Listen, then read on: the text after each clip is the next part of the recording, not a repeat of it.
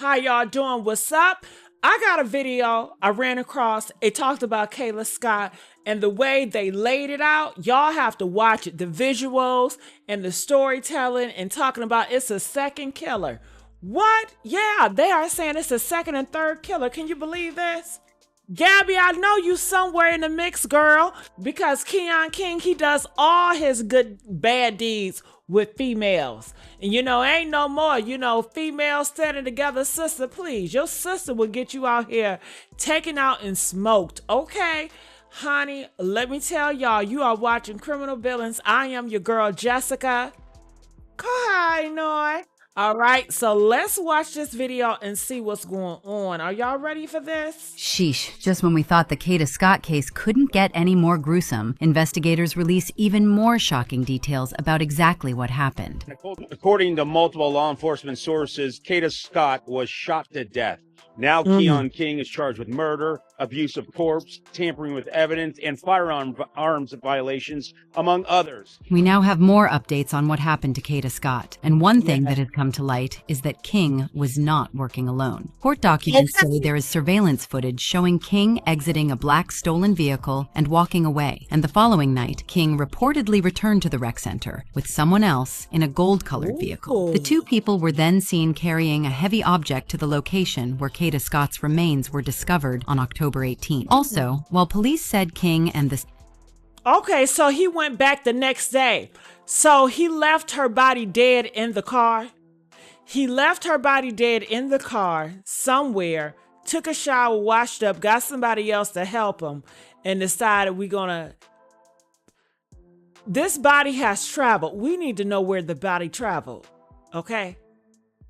Second person was seen walking away. King reportedly returned and drove off in the stolen vehicle, and the car was found lit on fire, which investigators said made it impossible to collect DNA evidence. And by the way, this Gabby involvement, or lack of involvement, is also getting really fishy, and people are beginning to think that Gabby should be charged with accessory. He should. So a couple days after that, me and my best friend get on the phone, and we're basically just, talking about the Kada situation, and she says that she thinks that I should call the cops.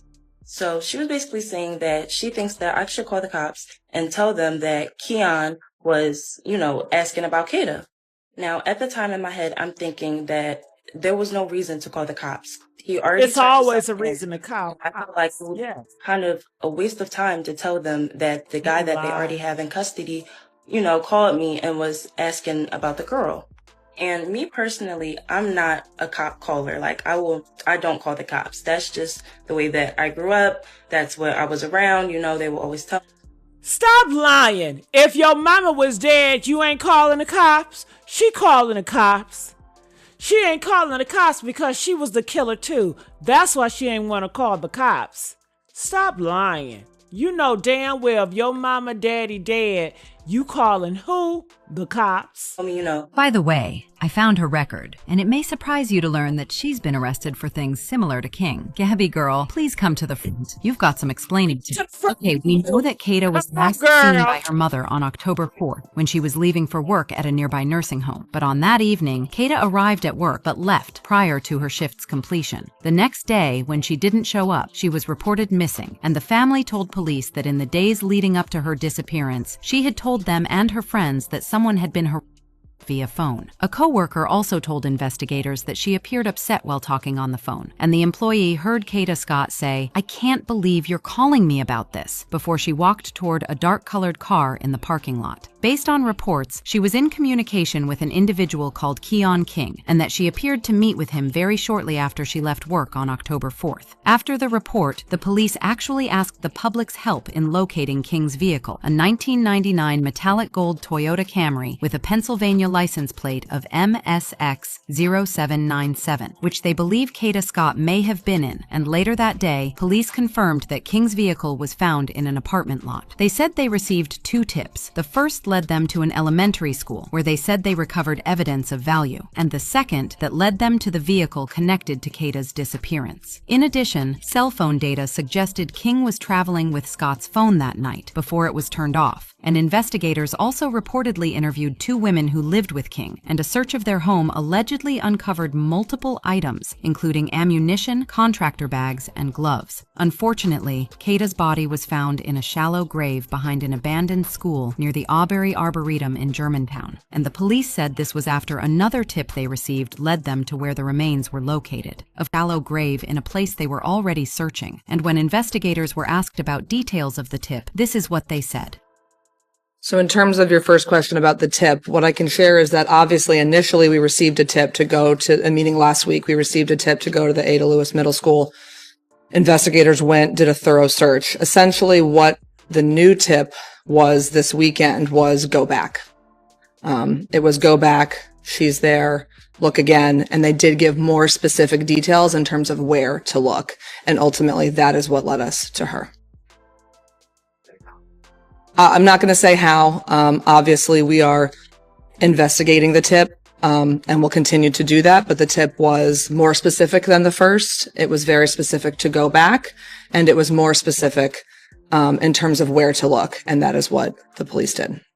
Well, like I mentioned earlier, King wasn't acting solo after all, and there's surveillance footage showing him stepping out of a black stolen car and just walking off like nothing happened. But get this, the very next night, he's back at the rec center, only this time he's not alone. He pulls up in a gold-colored car with another person, and the 2 of them are caught on camera hauling something heavy to the exact spot where Kada Scott's remains were later found. Then, after they walk off, King allegedly comes back, hops into that same stolen car, and drives away. Not long after, the car's discovered on fire. Investigators say it was burned so badly they couldn't get any DNA evidence, almost like someone wanted to make sure the truth went up in flames. But obviously that didn't work out because he was caught and charged. In all, King has been charged with unaliving, kidnapping, false imprisonment, stalking, arson, causing catastrophe, conspiracy, unauthorized use of an automobile, tampering with evidence, recklessly endangering another person, and receiving stolen property in relation to Kada Scott's disappearance. Based on court documents, Kada received a dozen calls on the night of October 4th from a phone that traces back to King. The calls began at 9:25 p.m. and continued until 10:12 p.m., according to court documents. This is the same period police say Kada Scott was arriving for work at a Chestnut Hill assisted living facility. The affidavit of probable cause says she allegedly texted King, "Kidnap me again," to which King replied, "Better be up too," followed by plans to meet later that night. The last text exchange occurred at 10:09 p.m. and said, "Call me when you hear." In court records, investigators also say cell phone data shows Kada and King arrived together in Aubrey Rec Center's parking lot next to Ada H. Lewis Middle School, and surveillance cameras picked up their arrival and showed the car backing into a parking spot. Then, at 10:24 p.m., Scott's cell phone stopped transmitting a signal. 24 hours later is when a Toyota Camry owned by King pulls into the rec center parking lot. 2 people exited the car and were seen going to the vacant middle school. Then, hours later, court records allege they return to the car, remove a heavy object consistent with a human body, and move in a direction beyond the parking lot into the area where investigators say Kada Scott's heavily decomposed remains were found in a shallow grave. Baby, it's not clear who the person who helped King move the body is, but if there's one person people are suspecting a lot with regards to the case, it's his friend Gabby. And because Gabby herself has been running her mouth since Kada disappeared, she's given us more than enough details to suspect her. First of all, when people started questioning why she never called the police on King, she wrote, "I'm Gabby, and I want to clear some things up. For one, I did not know Kada personally. I knew her little sister. We were friends when I was growing up, but we grew apart when I was around 11 to 12. Throughout my whole life, me and Kada have probably exchanged 6 words to each other. We were not friends, just neighbors. Second, me and Keon were friends before any of this stuff happened. I had no idea about his past behavior. Before Kada went missing, Keon called me and asked if I knew her because he noticed she lives close to me. I told him that I did know her, but not personally. This was not out of the normal because Keon would usually call me to talk about girls. That was the entire conversation. We were on the phone for 29 seconds. I did not go to the cops about this information because, for one, he had already turned himself in. 2, there was not much to tell. We had a 30-second conversation where he asked me if I knew Kada. 3, y'all know how the streets are. I don't know where y'all are from, but around here, we don't talk to the cops. That's just the way I grew up. My sincerest prayers go out to Kada and her family. I pray she makes a safe return home." Gabby also did a video where she basically said the same things, including how her friend told her that she should go to the cops, but she never did. But surprisingly, after people started questioning her involvement with the case, she deleted the video and her TikTok account as well. Thank God for saves because people had already downloaded the video.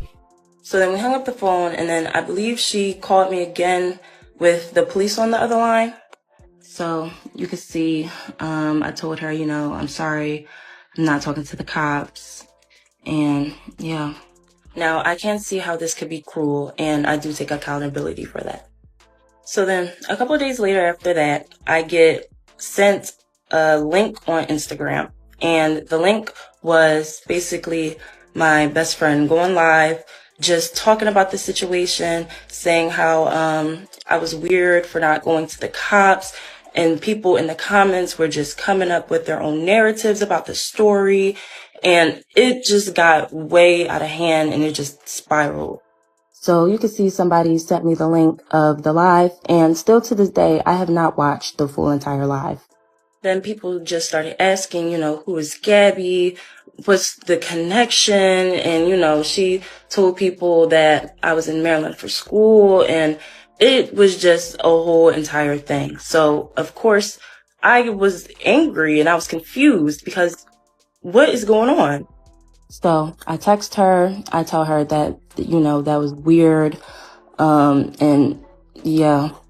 Then I started seeing posts of people saying that they think that I set Kada up, and that why wouldn't I go to the cops, and that I was just suspicious and all of this stuff. And this was... Honey, let's just say that people find it really suspicious that she keeps saying this wasn't enough evidence to go to the police when it clearly shows it was premeditated. To a lot of people, she clearly doesn't want to involve herself after she basically gave King all the information he needed to commit the crime. Guys have also pointed out that she lied in the comments, saying her best friend made it all up, but she'd been telling her to go to the cops since she found out. People are even saying that they suspect that tip came from Gabby. In addition, why tell him that she lives right behind her? That was too much information to be sharing about someone who she claimed you did not know. Since she stated she grew up with her little sister, why not tell her sister he was asking about her? And guess what? I've seen some other reports claiming that Kada's phone pinged to a house Gabby was also at, then later her friend. So basically, people are calling on the police to question both girls, especially Gabby, because it's beginning to look like she was an accessory. And I know she probably thought people would not go digging too deeply, but we did, and her own record is now public, and it's giving her friend Keon King with all those charges. Well, right now, there are a couple of questions that still need answers, like who tipped off the police in the first place? Someone had to know exactly where to look. And who was that mystery person seen helping King that night? Was it a friend, an accomplice, or someone trying to cover their own tracks? We also still don't know the relationship Kada had with Keon. And let's not forget Gabby. How much does she really know? Because the way things are unfolding, it's starting to look like she might be holding on to more pieces of this puzzle than she's letting on. Is she the one who gave the police the tip to back and look again? Honey, the police have refused to comment on most things, so I guess we just have to wait.